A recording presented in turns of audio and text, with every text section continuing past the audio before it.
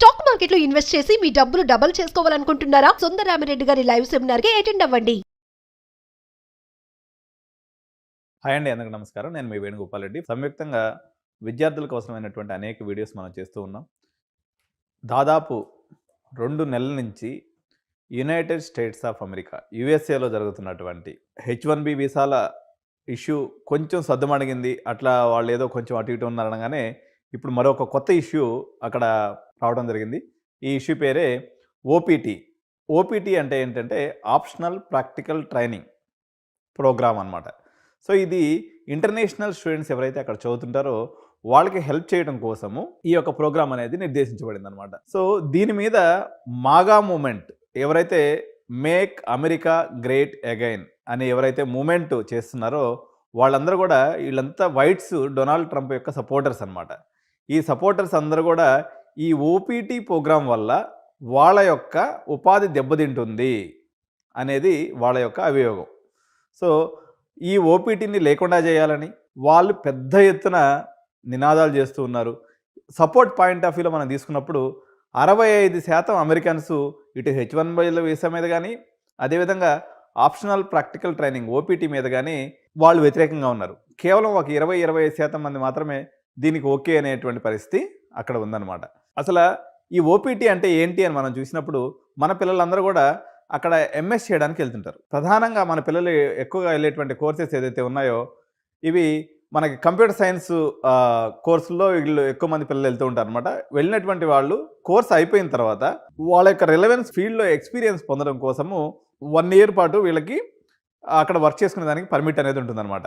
So ఎవరైతే STEM courses చదువుతారో science, technology, engineering, maths ఎవరైతే చదువుతారో వీళ్ళకి ఈ యొక్క ప్రోగ్రామ్ని మరో 24 months ఎక్స్టెండ్ చేసుకునేటువంటి అవకాశం కూడా ఉందన్నమాట. ఎవరైతే ఈ యొక్క ఓపీటీలో ఉంటారో వీళ్ళ యొక్క కన్వర్షన్ రేటు H1B వీసా పొందేదానికి మరింత వీళ్ళకి ఎక్కువ అవకాశం ఉంటుంది. సో ఈ ఓపీటీని H1B వీసా యొక్క గేట్వేగా మనం చెప్పవచ్చు. సో ఎవరైతే విద్యార్థి అక్కడికి వెళ్తాడో ఫస్ట్ ఈయన F1 వీసా మీద వెళ్తాడండి. F1 వీసా మీద దగ్గర నుంచి అది ఓపీటీగా మారుతుంది. ఓపీటీగా ఉన్నప్పుడు కూడా ఈయన F1 వీసా మీద ఉన్నట్టే. అక్కడి నుంచి అది మళ్ళీ తర్వాత పర్మనెంట్ ఎంప్లాయ్మెంట్ కింద పోయేసి H1B వీసాగా మారుతుంది. ఈ విధానంలో ప్రధానంగా లబ్ధిదారులు ఎవరు అంటే పర్టికులర్గా ఇండియన్ స్టూడెంట్స్ అండి. ఎందుకంటే 4 లక్షల మంది మన పిల్లలు వెళ్తే ఇంచుమించు 1,00,000 మంది మన పిల్లలు ఓపీటీకి అప్లై చేశారనమాట. సో ఓపీటీకి అప్లై చేసే కమ్యూనిటీలు ప్రధానంగా ఇండియన్ కమ్యూనిటీ, దాని తర్వాత చైనా, దాని తర్వాత కెనడా, బ్రెజిల్ ఈ దేశాల నుంచి వచ్చినటువంటి విద్యార్థులంతా కూడా ఈ యొక్క ఓపీటీ ప్రోగ్రామ్కి పర్టికులర్గా అప్లై చేసుకుంటూ ఉంటారు. తద్వారా వాళ్ళు H1B తీసుకొని అక్కడ సెటిల్ అవ్వడానికి ప్రయత్నం చేస్తూ ఉంటారు అనమాట.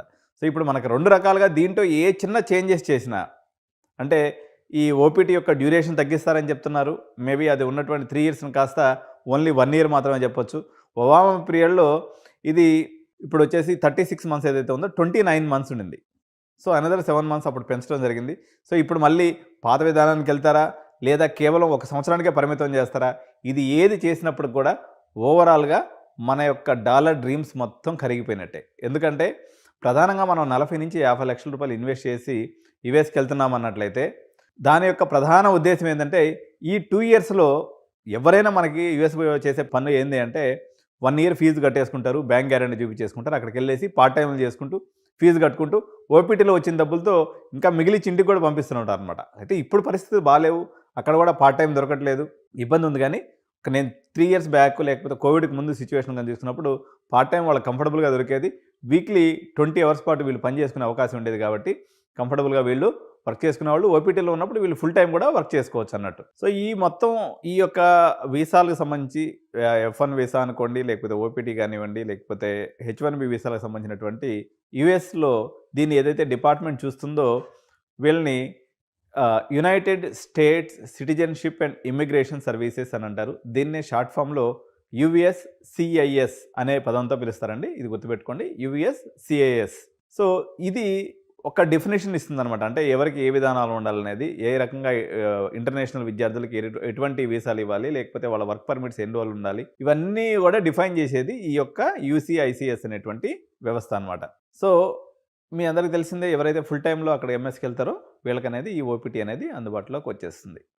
ఒక అకాడమిక్ ఇయర్ కానీ ఉన్నట్లయితే వీళ్ళకి ఓపీడీ మీదకి వస్తారు. 2 అకాడమిక్ ఇయర్స్ ఉన్నట్లయితే మొత్తం 3 ఇయర్స్ వీళ్ళకి ఓపీడీ అనేది వచ్చేస్తుందనమాట. సో దీంట్లో ఓపీడీలో కూడా 2 రకాలు ఉంటాయండి. ప్రీ కంప్లీషన్ ఓపీడీ అంటే మనము ఎప్పుడైతే కోర్స్ జాయిన్ అవుతామో ఒక 2 ఇయర్స్ గాని అక్కడ ఉంటామనుకోండి. ఈ 2 ఇయర్స్‌లో వాళ్ళు 20 అవర్స్ పర్ వీక్ ఏదైతే చేస్తారో దీన్ని ప్రీ కంప్లీషన్ ఓపీడీ అంటారు.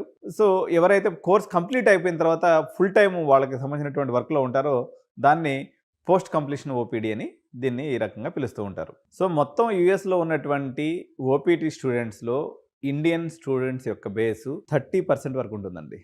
అప్రాక్సిమేట్‌గా ఎనీ పాయింట్ ఆఫ్ టైం 1,00,000 మంది మన విద్యార్థులు ఈ ఓపీటీలో ఉంటారు కాబట్టి ఈ ఓపీటీని రద్దు చేయాలని, ఓపీటీని 1 ఇయర్ కుదించాలని చెప్పేసి ఏదైతే మాగా మూవ్‌మెంట్ వాళ్ళు చేస్తున్నారో ఇది భారతీయ విద్యార్థులు దీనివల్ల చాలా ఇంపాక్ట్ అయ్యే అవకాశం ఉంది. ఇప్పుడు ఇలాంటి డెసిషను కెనడా దేశం కూడా ఒకటి తీసుకొని వచ్చింది. ఏదైతే వాళ్ళకి పీఆర్ పర్మనెంట్ రెసిడెన్సీకి ఏదైతే అవసరమైనటువంటి ఎంప్లాయబిలిటీ పాయింట్స్ ఉన్నాయో వాటిని వెత్తేసిందనమాట. ఎందుకంటే అక్కడ ఎవరైతే జస్టిన్ ట్రూడో సర్కార్ ఉందో వాళ్ళకి నెక్స్ట్ ఇయర్ సెప్టెంబర్లో వాళ్ళకి ఎలక్షన్స్ ఉన్నాయి. ఆ ఎలక్షన్స్‌ని బేస్ చేసుకొని ఈ యొక్క దాన్ని వాళ్ళకి వచ్చేటువంటి పర్మనెంట్ రెసిడెన్సీకి వచ్చేటువంటి పాయింట్స్ ఏదైతే ఉన్నాయో ఆ పాయింట్స్‌లో మెజారిటీ ఆఫ్ ది పాయింట్స్ వాళ్ళ ఎంప్లాయ్‌మెంట్ నుంచి వస్తాయన్నమాట. ఆ పాయింట్స్‌ని కన్సిడర్ చేయమని చెప్పేసి ఆయన ఈ మధ్య ఒక జీవో జారీ చేశాడు. దాని మీద మనం నెక్స్ట్ వీడియోలో కూడా చర్చిద్దాం. సో ఒక రకమైనటువంటి అన్సర్టనిటీ ఏర్పడిపోయింది. భారతీయులకి ఎక్కడ పోయినా కూడా అనేక రకాలైనటువంటి ఇష్యూస్ వస్తూ ఉన్నాయి. అక్కడ ఉన్నటువంటి ఎగ్జిస్టింగ్ గ్రీన్ కార్డ్ హోల్డర్స్‌ని కూడా మళ్ళీ మొత్తం రివ్యూ చేస్తామని ఇంకో పక్క గవర్నమెంట్ చెప్తూ ఉంది. అంటే మీరు చేసినటువంటి అప్లికేషన్స్ ఏదైతే పాత దాంట్లో ఏదైనా మిస్టేక్స్ ఉన్నప్పుడు కూడా దాన్ని కూడా ఇప్పుడు తిరగదోడి మళ్ళీ మీ గ్రీన్ కార్డ్‌ని కూడా క్యాన్సిల్ చేస్తామని చెప్తున్నారు. H1B వీసా నిబంధనల్ని కఠినతరం చేస్తామని చెప్తున్నారు. H4 ఏదైతే డిపెండెన్స్ వీసాలు ఉన్నాయో దాని మీద కూడా చాలా కఠినమైనటువంటి నిబంధనలు విధిస్తామని చెప్తున్నారు. ఇంకోటి ఏంటంటే పార్ట్ టైం పాయింట్ ఆఫ్ వ్యూలో కూడా ఏదైతే మనం యూనివర్సిటీ జనరల్గా మనం అక్కడికి వెళ్ళేటువంటి విద్యార్థులకు ఏం పర్మిషన్ ఉంటుందంటే వితిన్ ద యూనివర్సిటీలో వర్క్ చేసుకునే పర్మిషన్ ఉంటుంది అనమాట. కానీ మన వాళ్ళు చూసి చూడనట్టుగా బయటికి పోయి అదే ఇది పనులు చేసుకుని కొంచెం సంపాదించుకుంటూ ఉంటారు. ఇప్పుడు ఆ అవకాశం కూడా లేకుండా పోయే పరిస్థితి వచ్చేసింది. ఓన్లీ ఏమాత్రం చిన్న తేడా జరిగినా మీరు అక్కడ హోమ్‌ల్యాండ్ సెక్యూరిటీ ఎవరైతే ఉంటారో వాళ్ళు మిమ్మల్ని నిర్బంధించి ఎయిదర్ డిపోర్టింగ్ అన్నా చేస్తున్నారు, లేకపోతే కేసులన్నా పెట్టేటువంటి అవకాశం ఉంది. కాబట్టి మనం ఒకసారి పునరాలోచించుకోవాలి. మనకి నెక్స్ట్ ఆల్టర్నేటివ్స్‌గా ఏమున్నాయి? మనకు ఉన్నటువంటి యూరోప్ అనుకోండి, లేకపోతే ఇతర కంట్రీస్ ఎక్కడెక్కడైతే అవకాశం ఉందో, సో ఆ అవకాశాలన్నింటిని కూడా ఎక్స్‌ప్లోర్ చేయాల్సినటువంటి సందర్భం వచ్చింది. ఇప్పుడు నేనైతే చెప్తున్నా యాక్చువల్‌గా మేము ఈ కొంచెం అంటే అంత యూఎస్ అంత పెద్ద మార్కెట్ కాకపోయినా దుబాయ్ మార్కెట్ కూడా ఒక రకంగా ఎంప్లాయ్‌మెంట్ పరంగా మనకి ఒక ప్రామిసింగ్ అమౌంట్ అనేది అక్కడ వస్తుంది. దాదాపు ఇంటర్నేషనల్ యూనివర్సిటీస్ అన్నీ కూడా అక్కడ ఉన్నాయి కాబట్టి దుబాయ్ మార్కెట్‌ని కూడా మీరందరూ కూడా ఎక్స్‌ప్లోర్ చేయండి. సో యూకేలో సిట్యుయేషన్ ఉంది. కానీ యూకే యొక్క కాస్ట్ అనేది చాలా ఎక్కువ ఉంది. మనకి ఏదైతే పోస్ట్ కంప్లీషన్ ఆఫ్ అయిపోయిన తర్వాత స్టడీ అయిపోయిన తర్వాత జాబ్ మార్కెట్ అనేది బాగా డల్‌గా ఉందట. సో ఆస్ట్రేలియా, కెనడాల పరిస్థితి అయితే మనం వద్దనే రకంగానే వాళ్ళ పరిస్థితి ఉంది. అక్కడ వాళ్ళకి ఏంటంటే హౌసింగ్ క్రంచ్ వచ్చేసిందనమాట. ఈ మైగ్రెంట్స్ అంతా రావడం వల్ల వాళ్ళకు ఉండడానికి ఇల్లు లేకుండా పోయినటువంటి పరిస్థితి వచ్చేసింది అక్కడ. అదేవిధంగా రెంట్స్ అనేవి కూడా చాలా కాస్ట్లీ అయిపోవడం వల్ల ఈ యొక్క మైగ్రేషన్‌ని కుదించాలి అని చెప్పేసి ప్రభుత్వం సూత్రప్రాయంగా నిర్ణయం తీసుకొని దానికి అనుగుణంగా ఒక్కొక్క జీవోని అక్కడ తయారు చేస్తూ వస్తుందన్నమాట. Thank you so much. By by.